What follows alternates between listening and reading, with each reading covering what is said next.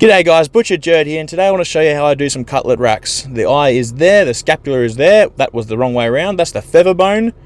We keep the feather bone on just to keep the eye nice and moist and not drying out if we're not cutting them straight away. That yellow stuff there, that's the paddy whack. So it's a tendon basically holds your head up, really. So we'll get rid of that, we don't want that. So what I like to do is I like to line it up about 3 centimeters or so off the eye. I'll go down hard on top of the scapular bone, and then towards the eye, I sort of slide it around.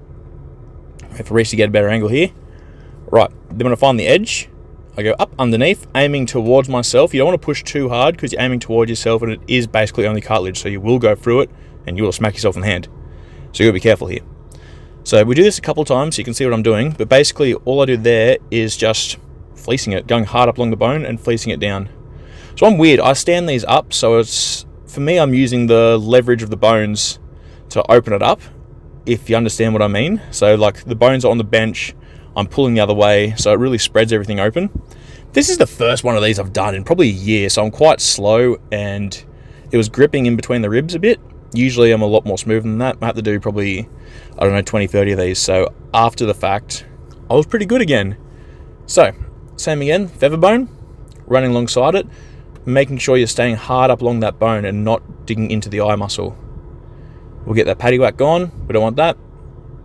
Righto. Remember that. Bit of skirt. So, same again. On top of the scapula, lining up your eye. Straight down over the top. Towards the eye. Nice, clean angle. So you got a really low flush angle to the bone.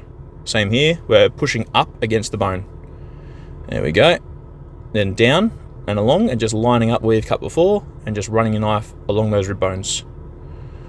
Rightio, nice and easy. So that way you're leaving the cap on. I see a lot of butchers sort of scoop that bit of cap, and I don't really like it because if you're doing fat on racks, like cap on cutlet racks, you sort of got half a rack missing its fat cap, which doesn't roast up very well. It's just a bit idiotic, I suppose.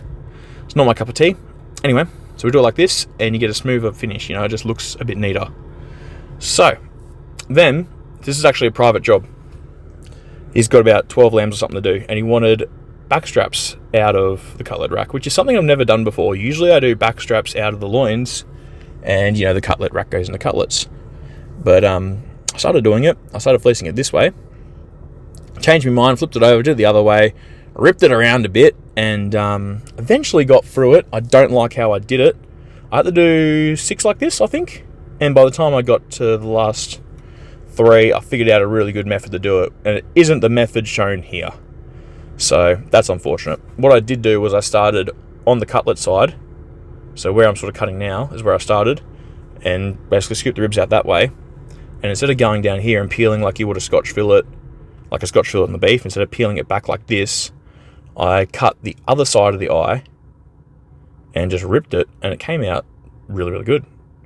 It was really simple. Like, that looks simple, but the other way was really good. So I'll because it didn't have this cap on, so all this cap that I've got to cut off now was already left on there. So I'll redo a video just so you can see that. But this way worked. It was really smooth, and it wasn't too much drama really. Anyway, video's done, so you guys have a great day, and let me know what you want to see next, and I'll catch you later. Bye.